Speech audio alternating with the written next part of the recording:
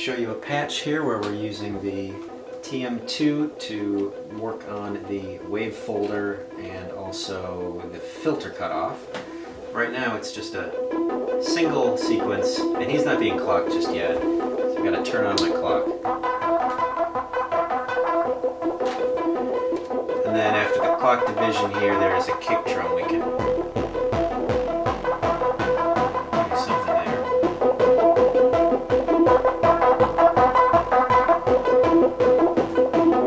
So all of the sound is coming out of Dixie. Dixie is giving a sine wave, and the sine wave is going through this cheap VCA, and then to this wave folder, the tip-top full processor. He's being manipulated, modulated by the TM2. So the sequencer on this trigger you can see flashing, and he's set left is Turing mode. He's doing a short sequence, full power, 5-volt sequence, medium probability. So it's changing that thing occasionally in a pattern. This is 3 notes. We'll do 1 note so you can hear better. This is 1 note.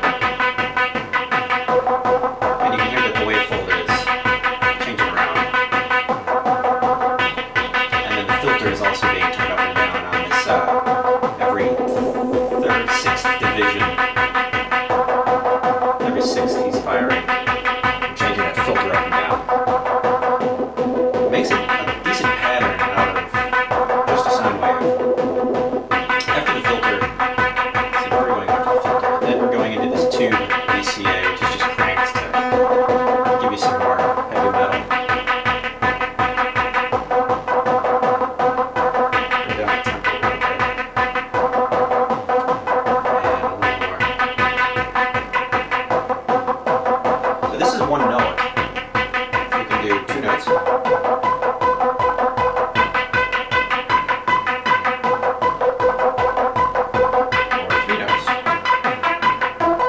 Arpeggio is doing 3 notes on my key step. Where's the note coming from? This purple one, it's got the vocal octave going off to the key step. The gate is coming in this way, and the gate is running the envelope generator and also the clock, so we can control everything but the envelope generator, I suppose.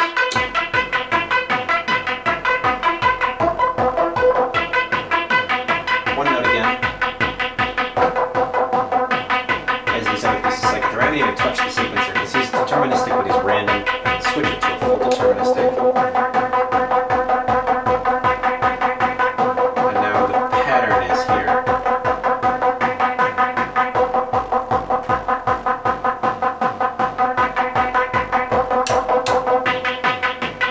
It's probably hard to tell what's going on, so we'll do a simpler patch here in a minute. Here's another blank patch. We're going to have the key step coming in out of the purple, going to the Dixie, and the key step gate is just here to the mult, which I'm going to run to the maths for an envelope. And he should be running. Yeah, he's bouncing over there. You can see him bouncing pretty fast. We'll take that and just give it to this VCA so that we can hear the Dixie's triangle. Plays over here to the output mixer. Just a simple beep. The pitch is just one thing. We don't even want that. I want to show off the sequencer, so I'm going to maybe FM on. So the TM2 has got a probability selector, a length, and an attenuator. That's out of 5 volts. With a mode between a deterministic mode on the right. This will just be a pattern. The probability becomes a position, and we'll take off that gate and trigger so that it will sounds like 4 notes. And as I move this, I'll get a different deterministic sequence. Give me a little more of that. So it's an arpeggio that is effectively random. It's baked into the software, so you'll always get at this position, you'll get this sequence. Like random, but it stays put. You can you switch it left, he will evolve the sequence with the probability knobs. I'm going to set the probability a little bit lower. I guess we can start it at really high, and it will be basically a random sequence. And the full amount is 50%. Every note, he'll replace the note in the sequence over to 0, and he'll stay put. So it's really nice for the generative if you have just a little bit. He will occasionally change that sequence. Since there's 2 of them, of course. And your production version, these 2 are normal together, so you don't need to run both triggers, but oh well. I don't want to go there, do I? I want a clock divider. Give me a clock divider. And then just maybe every 6th note, I'm going to trigger the other one. And take that one over to the filter.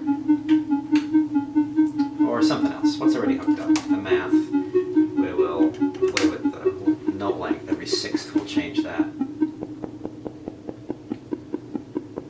You get yourself an evolving tone. But we don't need so much strength out of it. We don't need a whole very long sequence out of it. Now I want something more obvious like the filter. That means I need my... This triangle's not going to do much either. Sawtooth into the filter and sawtooth out of the filter into the VCA.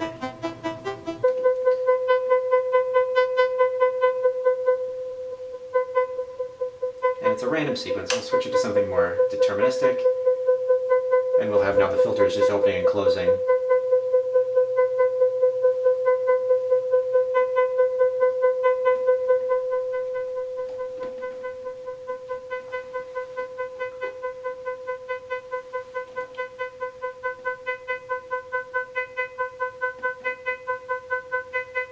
And where were we with that frequency modulator?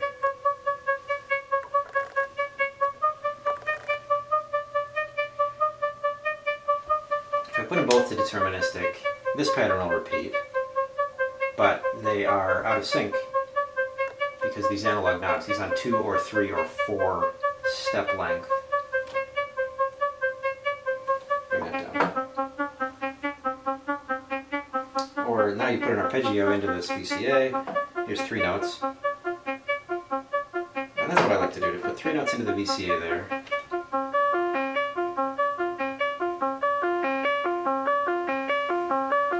And that filter ticking around, maybe slow him down a bit. Every 3rd. There we go.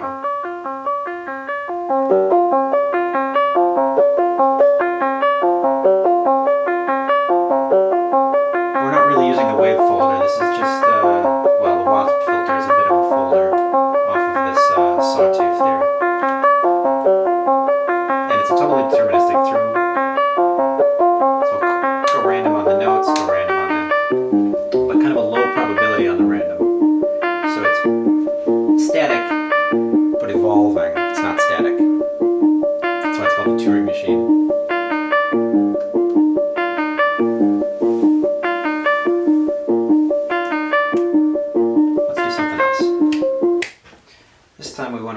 Both channels of the sequencer into the pitch. I'm going to use the quantizer. The dope quantizer has got a transpose. I'll put that on the right. And just CV in over there. And then this is all going to drive, I guess, the saws. The saws is currently playing just 1 note. We're not triggering the sequencer yet. But I can take the sequencer and give him every 3rd. Every 3rd we're changing the amount that we're transposing that note. And every note will trigger around, of course, minor scale.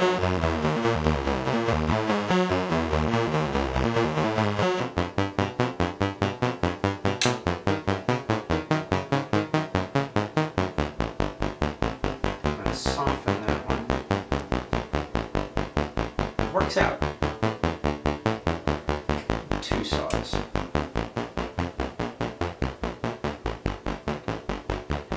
then it's probably important to point out that the TM2 runs very fast. I mean, there's your notes over there. I'm going to drag those out. And then let's clock it instead. Very, very fast.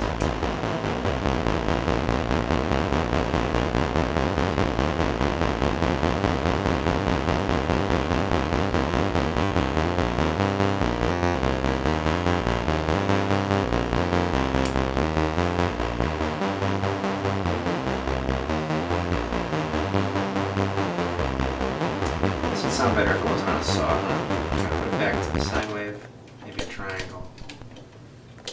And then give your pitch from the triangle. You can have a pitch right here. How fast can I drive the triangle around?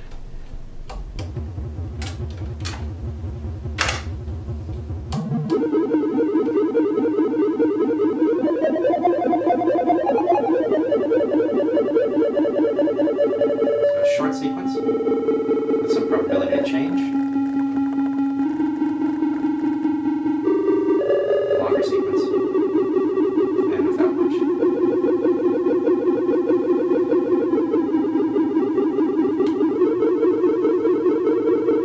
That one's fun.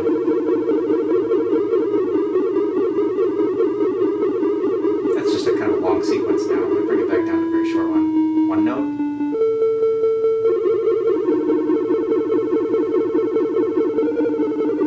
That's fun. And again, to deterministic mode, it'll stay put until you move probability. Over there, over there. Do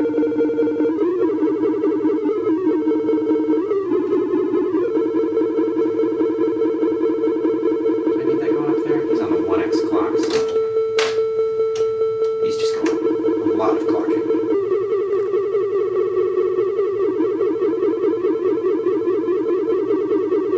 Which is fun. And then we will, let's do occasionally change up the pulse width, which makes sense if we're using the square. Pulse width.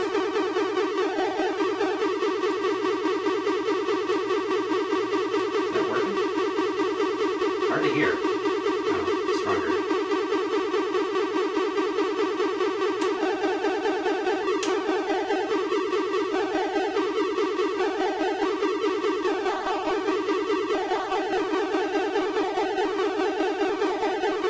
Even if we lock him, so he's locked.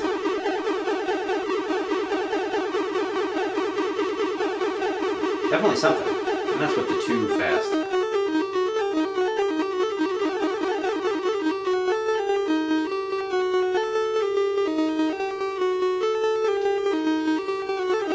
Just to say, it's basically audio rate. It's not quite audio rate. There is an Arduino underneath there, but very fast.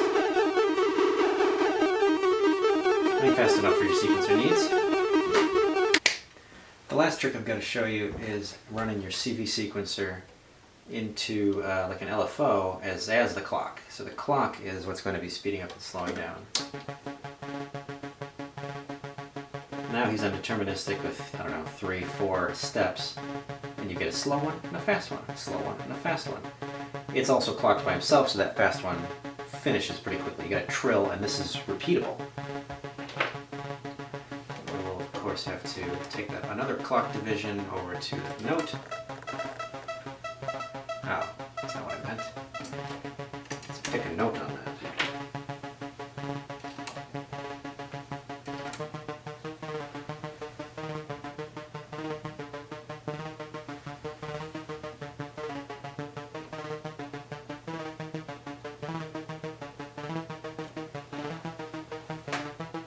It's a rhythm generator.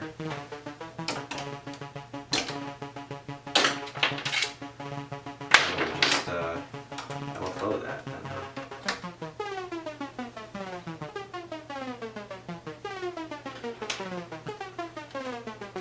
And of course, reset your LFOs.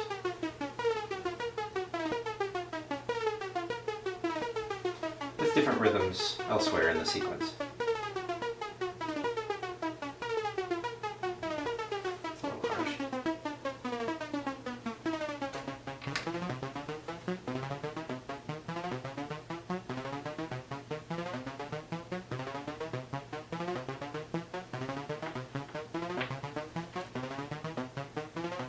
just the TM2 sequencer changing the rhythm. I could do fewer notes, because it'll be a one rhythm, or lots of, which is kind of fun.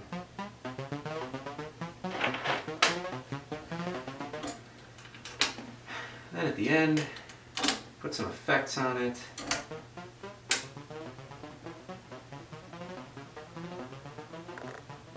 Lose a bunch of volume.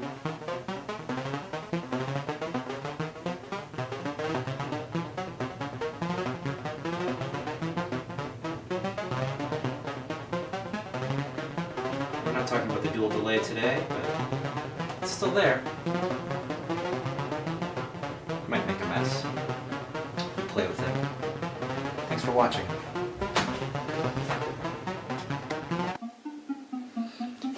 And then the last thing I've got to show you, the back side of the module, because it is available as a DIY kit or completely built, or a full kit, or a PCB set. There's two PCBs in the front panel there. There's a little Arduino Nano socketed over there, and a DAC chip and an op-amp socket header. It's very easy to build. The DAC and the Arduino both are maybe about $3 online, and you can reprogram it, of course. The source code's available, which you would need if you bought your own Arduino, but mine would come pre-programmed. Easy to put together, not too deep. There's a 5-volt regulator there, so he doesn't use the 5-volt out of your system, and everything's pretty safe, pretty easy. Fun little sequencer.